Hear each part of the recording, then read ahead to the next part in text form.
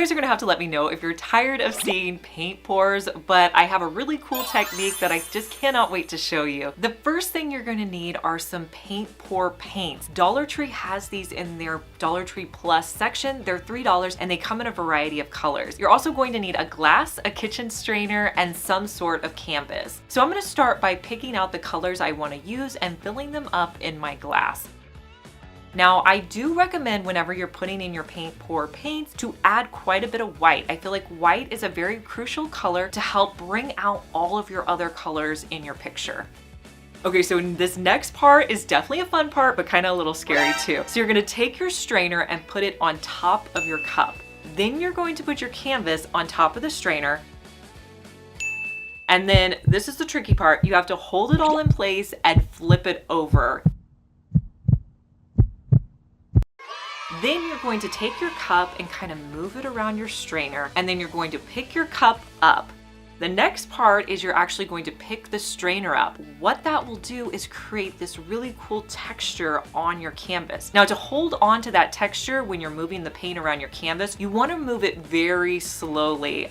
And I kind of forgot to put on gloves, so at this point I had to put on gloves. You're gonna move it really slowly so you get all the paint covering the edges of your canvas, but do it at a slow pace so you don't completely lose that texture you created from doing the strainer. And I have to say, I absolutely love the way this turned out. Love the Dollar Tree paint pour paint. So Dollar Tree, give us some more colors because this painting turned out amazing.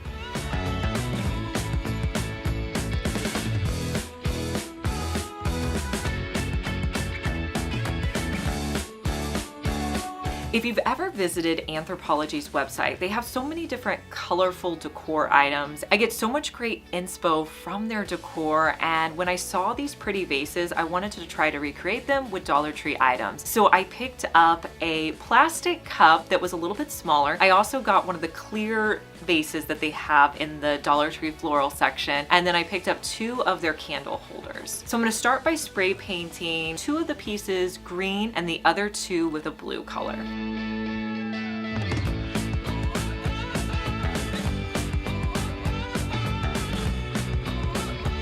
I have this wrapping paper that I picked up a while ago from Amazon to make some trays, and I'm going to be using that again. I'll link it for you down in the description box. But with this wrapping paper, I'm going to take my cup and measure how long the cup is on either side.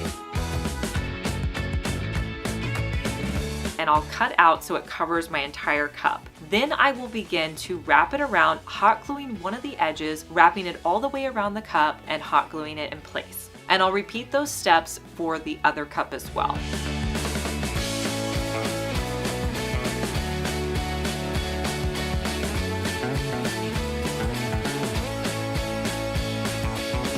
I'm gonna hot glue the cups to the top of my candle holders.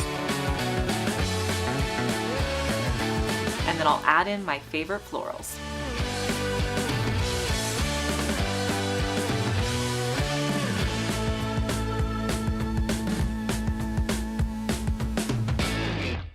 One of the things I really struggle with, you guys, is air dry clay. I have tried so many different ones from like the Model Magic. I've bought some off of Amazon. I've bought some at Dollar Tree. And no matter what I do, they all seem to crack. So I would really appreciate your guys' recommendations in the comments for any clay that works well for you. Now, I'm gonna show you how I salvage this next project, but again, I had the cracks. So you're going to need a container of air dry clay. I'm gonna cut off a small piece and I'm going to roll it out with my rolling pin.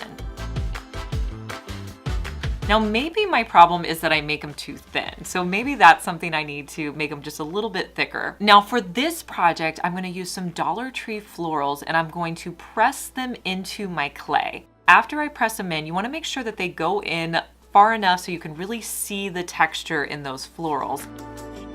I'm gonna roll the edges to create an organic look around the edge.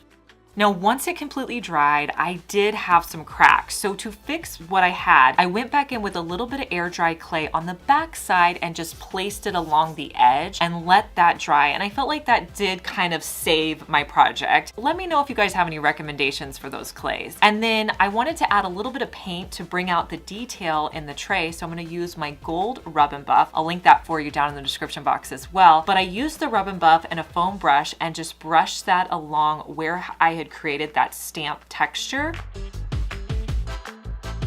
And then I also added the rub and buff to the edges, and this just creates a beautiful tray. I think these are great to put out in your kitchen or in your bathroom for jewelry or accessories.